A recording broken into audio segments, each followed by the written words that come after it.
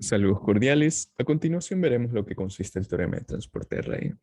Pues bien, ¿qué pasa con el teorema de transporte de Reynolds? Básicamente se encarga de estudiar el comportamiento de un fluido a través de un dispositivo. Estas son las ecuaciones que se mencionan para dicho teorema. ¿Pero en qué consiste? Bueno, me permite expresar las variaciones de una propiedad extensiva para un sistema de elementos de fluido en un movimiento en términos de los cambios de la propiedad. En este caso, podríamos expresar la tasa de cambio total de una propiedad n con respecto al tiempo, como notarán aquí, ¿ok? Que es igual a la tasa de acumulación de la propiedad n dentro del volumen de control. Es decir, cómo está variando a través del tiempo dicha propiedad dentro del volumen de control, porque como ya sabemos, nosotros podríamos expresar el volumen de control como el espacio de estudio, el espacio donde vamos a analizar. Y por consiguiente, a eso le tenemos que añadir flujos. Este flujo neto puede estar sumándose o puede estar restándose dependiendo si entra o sale de la superficie de control. Aquella superficie de control serían estos extremos. Puede ser que a lo mejor mi flujo esté saliendo de esta parte o esté entrando por este lado. ¿Ok? Entonces así yo podría definir. Y algo curioso dentro de todo esto es que normalmente la tasa de acumulación de la propiedad está representado por una integral triple. Por dicha razón, aquí tiene un diferencial de volumen y a su vez el flujo neto está representado por una integral doble, porque tenemos una superficie. Como notarán, esta es mi superficie. Y aquí va a estar un diferencial de área. ¿Ok? Pero yo podría expresar esto o sintetizarla y presentarla de una manera más sencilla. ¿Cómo? Como la integral del volumen de control y la integral de la superficie de control. Entonces, en resumidas cuentas, la variación total de una propiedad a través del tiempo es igual a la variación de la propiedad en el interior del volumen de control, lo que está sucediendo dentro del volumen de control, y ahora le voy a sumar lo que está sucediendo en las superficies, o sea, el flujo que puede entrar o que puede salir. En eso se encarga el teorema de Reynolds, ¿ok? Expresa las variaciones de la propiedad extensiva, ¿ya? Ahora bien, ¿qué pasa? Este teorema de transporte de Reynolds permite ir de un sistema de Lagrange a un sistema de Euler. ¿A qué me refiero con un sistema de Lagrange? El sistema de Lagrange inicialmente lo que hace es identificar una partícula y la sigue en el movimiento. Es decir, podríamos definir esta partícula y la está siguiendo continuamente y de este modo es como ubica la posición. ¿Ok? Más sin embargo, si estamos en un sistema de Euler, lo que hace es define un campo de velocidades y a cada punto del espacio, en este caso el sistema de velocidades va a estar distinguido en cada punto del espacio, se le va a asignar una velocidad que depende de la posición. ¿Ok? Entonces se podría decir que estamos pasando a un sistema más analítico. Por este modo, nosotros estudiamos el movimiento global de un líquido sobre un dispositivo. Y como bien ya mencioné, n es en característica una propiedad extensiva, lo que quiere decir que va a depender de la masa. Por esta razón, nosotros, ¿qué tenemos? Tenemos aquí la conservación, tenemos distintos principios o propiedades que se ligan al teorema de transporte de Reynolds, como es la conservación de la masa, la conservación de la cantidad de movimiento, la conservación del movimiento cinético y finalmente la conservación de la energía. ¿Ok? Entonces, de este modo para la masa, un dato particular es que si nosotros estudiamos un volumen de control, yo esperaría que lo mismo que está saliendo es básicamente lo que está entrando. Es decir, la masa, aquí podríamos decir que se está manteniendo constante. Como se está manteniendo constante, no hay variación de la propiedad, que en este caso es la masa. Por esa razón, toda esa suma de términos, esas integrales, básicamente es cero, justamente porque hacemos esa deducción. Para las otras situaciones, para los otros principios, pues bien, decimos que la sumatoria de fuerzas es igual a ese cambio dentro de mi sistema. Del mismo modo, la conservación del momento y la conservación de mi energía. Cabe mencionar que aquí estoy dando lugar que mi velocidad está representada como U, para que no haya confusiones, por si acaso.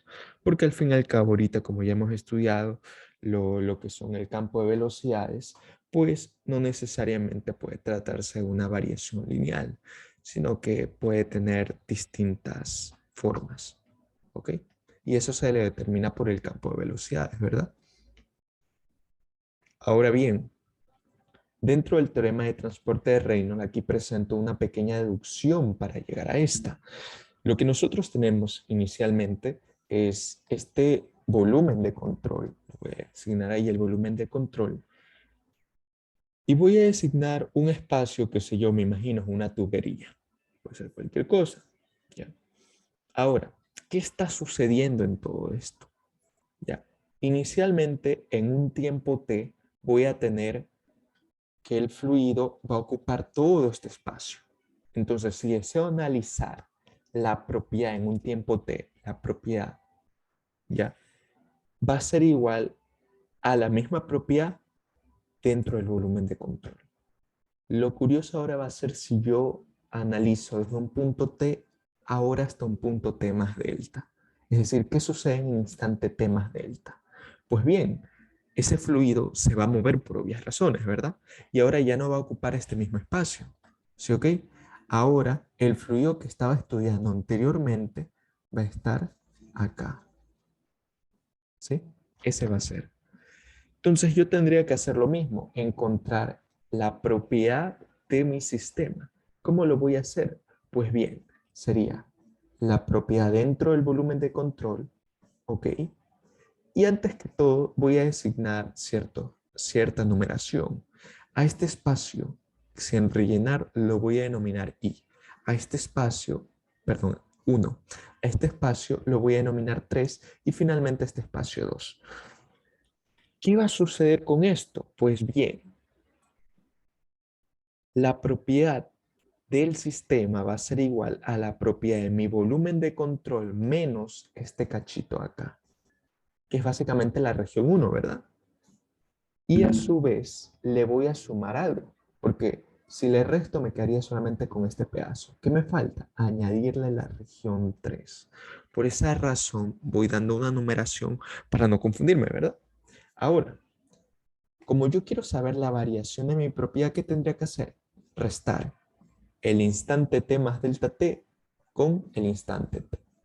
De modo que voy a obtener esta expresión, la propiedad dentro de mi volumen de control en este tiempo menos la propiedad del volumen de control en el tiempo t.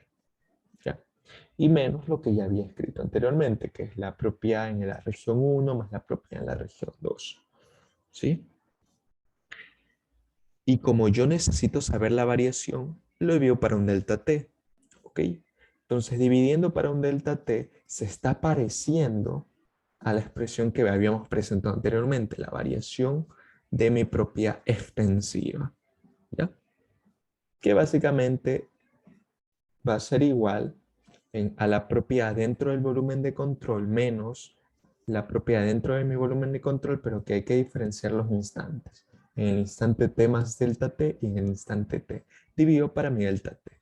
Menos la propiedad en la región 1 dividido para mi delta t más la propiedad en la región 2 dividido para mi delta t. Ahora, yo puedo hacer que mi límite tienda a 0. ¿Ok?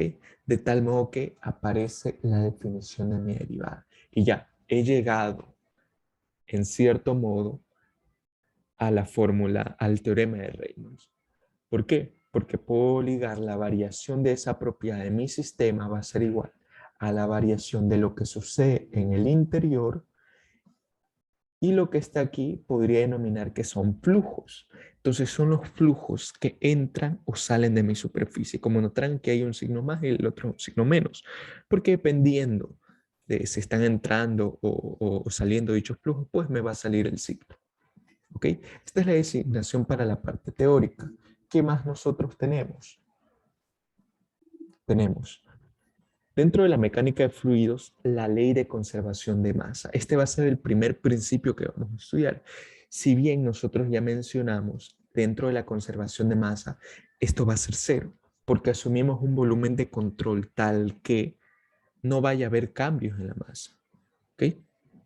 O sea, lo mismo que está entrando estaría saliendo, entonces secuencialmente se va a mantener constante. Por ende, por ende, vamos a definir cero. Cero es igual a ¿qué cosa? A la rapidez de cambio de la masa dentro del volumen de control. Como les dije, vamos a estudiar el interior y se le debe sumar lo que está sucediendo, el gasto másico, el flujo másico, porque estamos hablando de flujos, como recordamos, en la superficie de control. Es decir, el gasto másico que puede salir o que puede entrar. Normalmente, si este gasto másico sale de mi superficie, va a estar sumando mi fórmula. Por eso coloqué un más. Si ese gasto másico entra a mi superficie, va a estar un menos. Esa sería una pequeña pauta, pero yo mejor recomiendo hacer esto por vectores. Es decir, si nosotros estamos estudiando un volumen de control dentro de esta superficie, para acá va a estar mi velocidad y este va a ser mi diferencial de área, ¿sí? No siempre puede ser que el diferencial de área vaya a ser paralela a mi vector de velocidad, ¿ya? En este caso definimos el diferencial de área, pero también se lo denomina el vector normal del área, ¿ya? Entonces no siempre va a suceder que a lo mejor la superficie sea paralela a la velocidad, como está en este caso, sino que va a tener cierto ángulo de inclinación. Por esa razón, dentro de esta fórmula, y algo que no se debe obviar, es que todas estas multiplicaciones son realmente productos puntos, ¿ok? Entonces aquí va a haber un producto punto entre mi velocidad y mi diferencial de área, de tal modo que voy a tener que considerar el ángulo. Para esta situación va a ser la magnitud de mi diferencial de área por mi velocidad y multiplicado por el coseno del ángulo entre los dos vectores, que en este caso es alfa. Ahora, idealmente nosotros tratamos de hacer que todo esto encaje de tal modo que la superficie sea perpendicular a la velocidad, ¿verdad? Entonces, como tratamos de que encaje, si se presenta esta situación ideal, pues concluimos que va a ser simplemente la multiplicación de las dos magnitudes. Pero se sobreentiende que si van en la misma dirección va a ser positiva. Por esta razón que mencioné que si sale de mi superficie de control es un signo positivo. Pero cuando están en direcciones diferentes, pues el coseno va a ser de 180 grados, ¿verdad? ¿Y cuánto es el coseno de 180? Menos 1. Por esa razón aquí aparece un signo menos. Y esta en teoría viene a ser la ley de conservación de la masa.